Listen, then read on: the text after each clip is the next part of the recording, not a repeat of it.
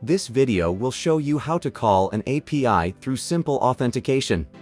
With simple authentication, AppIg verifies only the generated app code and the request content does not need to be signed.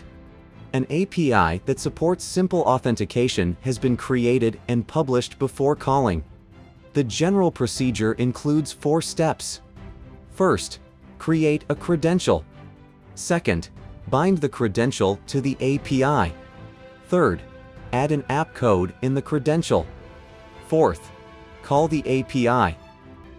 First, ensure that simple authentication has been enabled for the created API and the API has been published.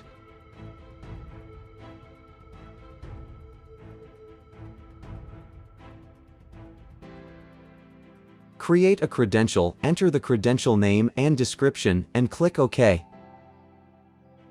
Next, we need to bind the credential to one or more APIs.